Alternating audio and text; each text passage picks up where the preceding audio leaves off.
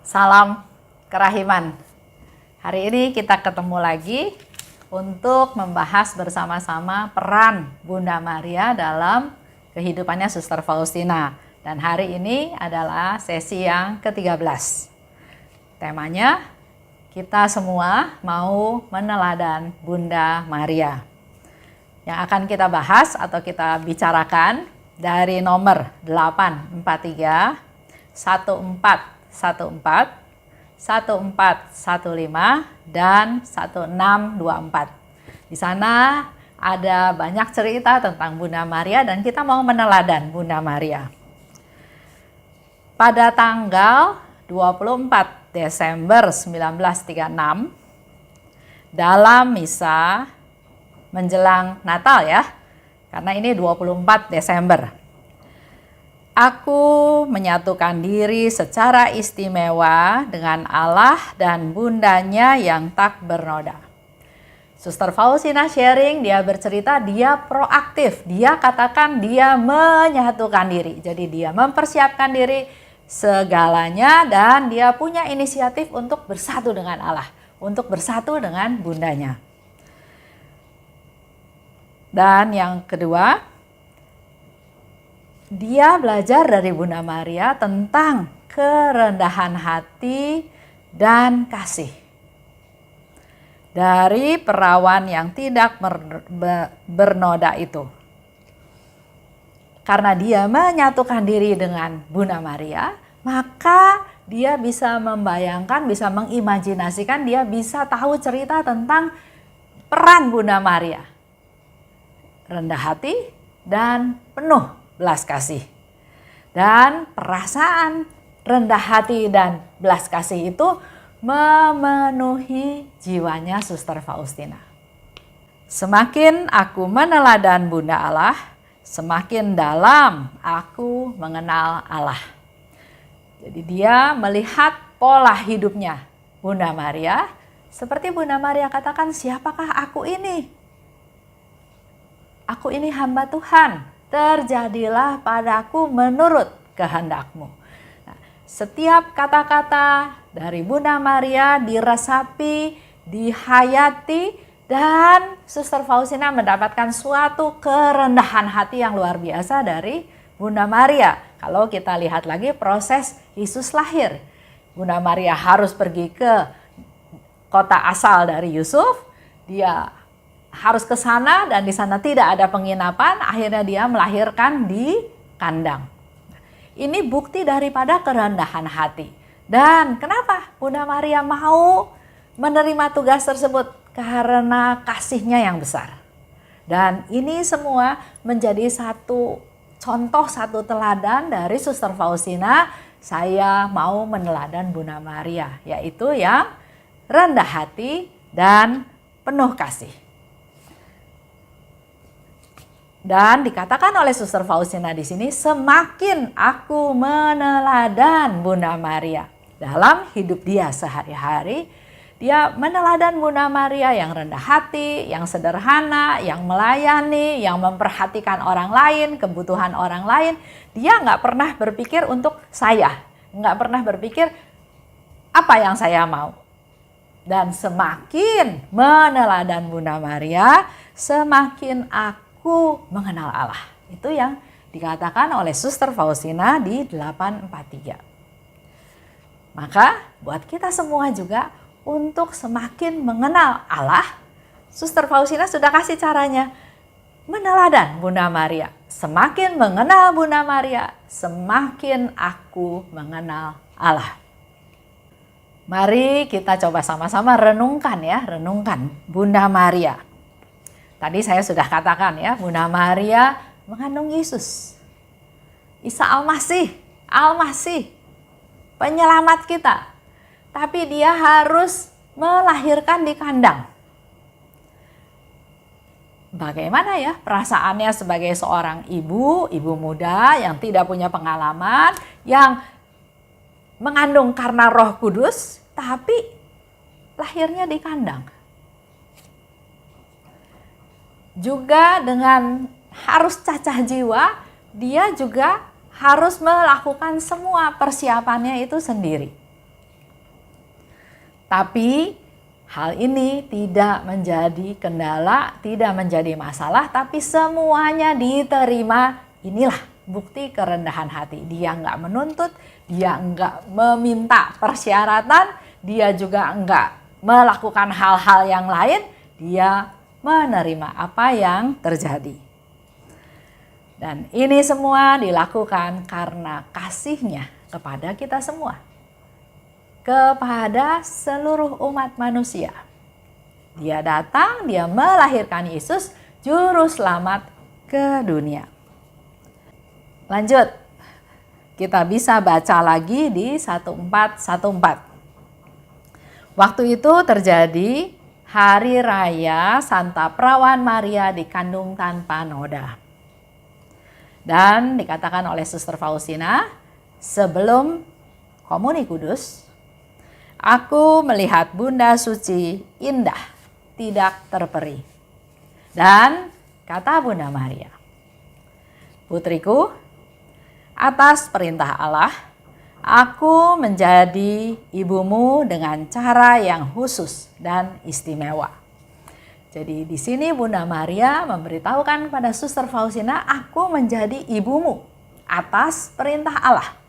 Bukan ibu yang biasa saja, tapi ibu yang khusus dan istimewa. Dan aku ingin, itu dikatakan oleh Bunda Maria, agar engkau pun secara istimewa menjadi anakku. Secara istimewa menjadi anakku. Hal itu dikatakan oleh Bunda Maria kepada Suster Faustina. Dan kata-kata itu juga berlaku buat kita semua. Bunda Maria ingin memperlakukan kita semua sebagai anak-anaknya yang istimewa. Dan oleh sebab itu Bunda Maria juga minta pada kita semua, ingin supaya kita juga menjadi anak-anak yang istimewa buat Bunda Maria. Itu ada di 1414. Bunda Maria menjadi ibu dengan cara yang khusus dan istimewa atas perintah Allah. Jadi Allah memang ingin kita menjadi anak-anak yang istimewa untuk Bunda Maria, dan Allah juga ingin Bunda Maria menjadi ibu kita semua. Kita bisa ingat ya apa yang dikatakan oleh Yesus waktu di atas salib. Yesus katakan, ibu, ini anak-anakmu. Dia menyerahkan kita semua kepada Bunda Maria. Dan sekaligus kepada Yohanes dikatakan, ini ibumu. Buat kita semua juga Yesus katakan hal yang sama. Ini ibumu. Dia tidak meninggalkan kita sendirian, dia memberikan ibunya buat kita semua. Tempat kita datang, tempat kita berkeluh kesah, tempat kita minta perlindungan, tempat kita sharing, tempat kita mohon kekuatan dan kasih dari Bunda Maria. Bagaimana menjadi anak yang istimewa? Kita ya, contoh, si A itu anaknya si B. Tapi belum tentu si A itu mendatangkan kebaikan untuk si B. Dia bisa menjadi anak yang kurang ajar, anak yang nggak mau ngaku orang tuanya karena orang tuanya miskin, misalnya ya, anak yang merongrong orang tuanya, anak yang bahkan kita bisa dengar cerita minta uang, nggak dikasih, dia bunuh ayahnya. Tapi secara status, secara sebutan, dia anaknya si bapak itu, walaupun bapaknya dia bunuh. Nah, Yesus minta kita bukan hanya sekedar menjadi anak, tapi anak yang istimewa. Jadi bukan asal-asalan. Anak yang spesial, anak yang istimewa. Kalau kita punya anak yang istimewa, yang spesial, pasti kita mau anak itu anak yang berguna. Anak yang bisa menjadi teladan, yang mau membantu, yang setia, yang taat, yang rendah hati. Dan banyak lagi contoh-contoh yang lain ya. Pasti Bunda Maria ingin kita menjadi anaknya yang istimewa, meneladan dia, rendah hati, melayani, peka, peduli pada kebutuhan orang lain, berdoa, mohon pertobatan, berdoa syafaat untuk yang berdosa, dan ya banyak hal ya yang dilakukan oleh Bunda Maria. Dikatakan lebih lanjut oleh Bunda Maria, aku ingin putriku yang sangat kukasihi. Jadi dia waktu berkata kepada Suster Faustina dengan kata-kata aku ingin. Dan kata-kata ini ditujukan pada Suster Faustina, putriku yang kukasihi. Agar engkau mengamalkan 3 keutamaan yang paling berharga. Bunda Maria mau kita menjadi anak-anaknya yang istimewa, dan dia minta ada 3 keutamaan yang perlu kita lakukan. 1, kerendahan hati. Bahkan di sana Bunda Maria mengatakan 3 kali, kerendahan hati dan sekali lagi rendah hati. Kita menjadi anak-anak dari Bunda Maria yang istimewa kalau kita melakukan 3 keutamaan tersebut, yaitu yang pertama rendah hati, yang kedua kemurnian, dan yang ketiga kasih akan Allah. Jadi ada 3 keutamaan ya yang diajarkan, yang dikasih teladan oleh Bunda Maria, yang diharapkan dari kita semua untuk menjadi anak-anaknya yang istimewa dari Bunda Maria. Putriku, lebih lanjut dikatakan ya di 1415, engkau harus memancarkan 3 keutamaan itu secara istimewa. Bukan asal-asalan, bukan kalau lagi mau ya, tapi pancarkan itu secara istimewa. Di sana Suster Faustina juga cerita bahwa Bunda Maria mendekap aku ke hatinya lalu menghilang. Itu ada di 1415. Jadi dalam hal ini Suster Faustina sedang bercerita pada kita semua, sharing pengalaman dia berjumpa dengan Bunda Maria, pengalaman dia bercakap-cakap dengan Bunda Maria, dan ada pesan-pesan dari Bunda Maria yang disampaikan kepada Suster Faustina dan juga kepada kita semua. Melakukan 3 keutamaan tadi. Dan bulan ini aku akan mengamalkan 3 keutamaan tersebut. Dengan sungguh-sungguh berserah pada kehendak Allah, aku akan menerima segala sesuatu yang akan Ia kirimkan kepadaku. Itu menjadi satu komitmennya Suster Faustina. Bisa dilihat di 1624. Jadi ada suatu komunikasi, suatu conversation, suatu percakapan apa yang diinginkan oleh Bunda Maria terhadap Suster Faustina. Dan tindak lanjutnya bukan hanya diam, dengar, tapi harus ada action. Nah, actionnya tadi dikatakan di 1624, Suster Faustina katakan, aku akan mengamalkan 3 keutamaan tadi.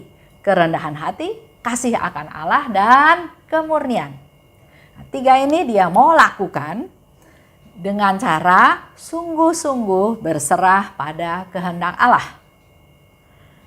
Aku akan menerima segala sesuatu yang akan Ia kirimkan kepadaku. Jadi kalau terjadi sesuatu, ada kejadian, ada tantangan, ada pertempuran, ada penderitaan, apapun, Suster Faustina katakan aku akan menerima. Akan menerima apa yang Ia kirimkan kepadaku. Karena aku mau berserah pada kehendak Allah. Jadi kalau Bapak Ibu dengar cerita ya dari tadi, dari awal, pertama kita mau belajar dari Suster Faustina. Meneladan Bunda Maria. Dan Bunda Maria dengan kerendahan hati, dengan kasihnya dia memberi contoh dalam hidupnya. Dan dia ingin kita semua menjadi anak-anak yang istimewa. Melakukan 3 keutamaan tadi. Kerendahan hati, kemurnian, dan kasih akan Allah. Dan 3 hal ini perlu kita praktekkan. Buat Suster Faustina juga sharing pada kita semua caranya. Dia sungguh-sungguh berserah pada kehendak Allah. Enggak peduli apa yang Tuhan kirim. Pokoknya apa yang Tuhan kirim aku akan terima. Jadi tidak ada penolakan, tidak ada bantahan, tidak ada kekecewaan. Nah, kalau dikaitkan dengan masa pandemi seperti sekarang ini juga saatnya kita bisa belajar rendah hati, belajar berserah, belajar untuk menerima apa yang Tuhan kirim. Ruang gerak menjadi terbatas, tidak bisa melakukan banyak kegiatan yang sebelumnya bisa kita lakukan. Di satu pihak kita mendengar banyak kehilangan saudara kita, orang yang kita kasihi, teman, tetangga, ya. Banyak yang hilang, meninggal, sakit berkepanjangan juga karena masalah pandemi ini. Belum lagi dengan teman-teman yang di PHK, yang mengalami kesulitan dalam keuangan. Banyak hal yang terjadi. Kita sebagai orang beriman tetap berpikir positif, belajar dari Suster Faustina, berserah pada kehendak Allah. Tuhan pasti punya tujuan, pasti punya rencana terhadap ini semua. Buka hati, berserah pada kehendak Allah, dan belajar menerima apapun yang terjadi. Contoh ya, saya mau akhiri cerita ini dengan satu sharing dari satu teman. Dia tadinya hubungan suami istrinya kayaknya kurang berjalan dengan baik. Tapi melalui suatu proses, akhirnya dia bersatu kembali dengan suaminya.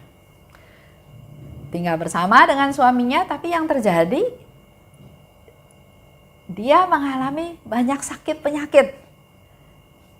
Darah tinggi, diabetes, bahkan stroke ringan yang menyebabkan dia menjadi tidak leluasa dalam aktivitas dia sehari-hari, di mana mau nggak mau dia sangat tergantung kepada pertolongan dari suaminya. Di satu pihak dia mungkin ingin dapat pelayanan lebih, tapi di pihak lain dia juga nggak bisa minta pertolongan dari orang lain, dari saudaranya, dari kerabatnya, ya. Nah, akhirnya saya bilang, ya dia memang minta pendapat bagaimana ya. Kalau saya katakan dia harus bisa melihat fakta yang ada, kenyataannya yang ada. Dia tetap harus punya semangat juang untuk melatih dirinya supaya sehat kembali, supaya bisa bergerak lagi dengan lebih leluasa tanpa banyak tergantung dari orang lain. Tapi karena faktanya sekarang dia memang tidak bisa apa-apa, maka dia harus belajar menerima keadaan tersebut. Bersyukur ada suaminya yang mau melayani dia, walaupun barangkali dari kacamata dia masih kurang, ya. Tapi itulah proses kita belajar menerima keadaan. Saya nggak bisa ini, saya nggak bisa itu, terima. Berserah pada Tuhan, berdoa pada Tuhan, mohon kekuatan dari Tuhan, supaya dia tetap bisa melewati hari lepas hari ini dengan bersyukur. Bersyukur ada suami yang masih mau menjaga dia, masih mau melayani dia, masih mau mengurus dia. Walaupun mungkin tidak sesuai dengan harapannya. Tapi mari rendahkan harapan tersebut supaya lebih mudah untuk bersyukur. Ini menjadi satu permenungan juga ya. Tadinya dia hubungannya kurang baik, sekarang melakukan rekonsiliasi menjadi baik, tapi yang terjadi adalah hal seperti itu. Kita nggak tahu, hidup ini misteri. Oleh sebab itu kita tetap perlu berserah pada kehendak Allah. Dan menerima apapun yang Tuhan kirim. Terus mengandalkan Tuhan. Belajar dari Bunda Maria untuk tetap rendah hati dan isi semuanya dengan kasih. Kita tutup dengan doa Salam Maria. Salam Maria, penuh rahmat Tuhan sertamu, terpujilah engkau di antara wanita dan terpujilah buah tubuhmu Yesus. Santa Maria Bunda Allah, doakanlah kami yang berdosa ini sekarang dan waktu kami mati. Amin. Salam kerahiman.